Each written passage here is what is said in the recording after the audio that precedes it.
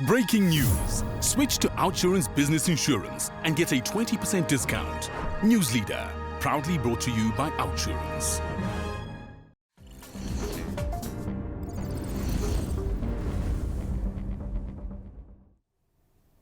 Italtile's first half performance showed a flat top line with pressure on earnings, largely driven by a tough trading environment and margin compression. Despite the softer earnings profile, the group maintained a strong net cash position and declared an interim dividend, while management emphasized competitive and operational initiatives to improve efficiency and product value in the period ahead. CEO Lance Foxcroft joins us now for greater perspective on that performance. Lance, thank you so much for your time today. Perhaps let's start off by characterizing the 6 months that was, given the ongoing pressures like intense competition, a cash-strapped consumer, as well as cheap imports coming into South Africa. Good afternoon. It was always going to be a tough 6 months to us coming off the base where we had quite a big release from the two-pot reform and retirement funding in the prior period. And retail was relatively flat, where we're still feeling a lot of pressures on the manufacturing side, where, as you identify, there are quite a lot of tiles coming into the country at low prices. And we're focusing there on reducing our operating costs and making sure we stay ahead on fashion and product development to give customers something different and a quality they can believe in on our products. And just circling back to the retail part of the business, you spoke about those two-pot withdrawals tapering down. Perhaps just walk me through the kind of pressures within your retail brands. Are we seeing a cash-conscious customers across all brands? Certainly we're seeing that, and we can see that by the adoption of buy now, pay later credit options in our industry, as well as losing discretionary income to things like gambling and other sources. So the consumer is still under a lot of pressure, and home spend is a discretionary spend, and we're fighting for our share of wallet there. Yeah, and I'm wondering how that then shapes your store strategy, store expansion strategy. That is, are you slowing openings? Are you becoming more selective? I think CTM is still a destination store, as is Italtile Retail. So we have big boxes there that cover the country nicely. We have looked recently to open a slightly smaller format store in 1 or 2 locations. We opened a store in Malalam that's doing very well.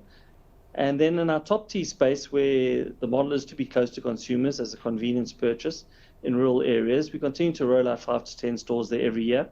And that's going to be important to make sure that we're rolling out stores amid a lot of informal traders and other competitors that are opening stores in those locations. And competition really remains fierce. Let's talk about tile dumping, Lance. Are you engaging government for stronger trade protection against cheap imports? We were pleased that ITEC decided to investigate or launch an investigation into the dumping of tiles in November last year. That was after we made an application that was supported by the only other manufacturer in South Africa. And that investigation is ongoing. Preliminary findings, I think, are due within 6 to 8 months, and the final investigation within 18 months. So that's ongoing. And we are hoping to get some support from government there, but we're not banking on that changing our life too much. We're keeping focused on reducing costs and staying competitive. And on reducing costs and, cutting those costs down, how much more fat can you actually trim without, weighing on the business as a whole and the quality of the products that you produce? 100%. We can't cut into our skilled resources deeply. And it's important that we keep finding ways to improve our efficiencies and productivity to saving money going forward. The biggest influence on us is obviously loading our factories a bit higher and distributing our fixed costs over a higher volume. And to that end, we have 2 product streams that we are driving to come online in the next 6 months. One is a polished technical porcelain tile out of Griffin, which is the first of its kind in the market, but also competes very well against imports. And then product from our Pegasus factory, which will substitute the Johnson tiles, which are no longer available in the market after their factory closed down. So there's 2 opportunities for us to to take on those additional volumes and distribute our fixed costs a bit better. So the proof will be how well we execute and are able to capture that market share. All right, let's move over to ceramic industries. We did touch on manufacturing for a bit, but that business will be where you'll be moving to, I think, in July. You mentioned export challenges and restricted market access in parts of SADC. What specific barriers are you referring to here? Is it tariffs? Yeah, so there are surcharges, which are a type of duty in place in Zimbabwe and Zambia already. They apply for anti-dumping sort of protection from their governments, and they received it very quickly.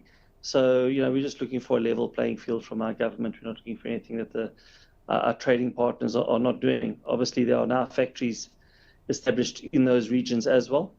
And with the duties or the tariffs involved, we still trade there, but our volumes have declined.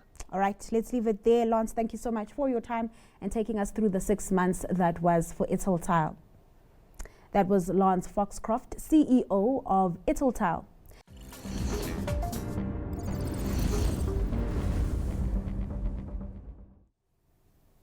This just in. Switch to Outsurance and save on your car insurance or ask for up to 1,500 Rand. News Leader, proudly brought to you by Outsurance.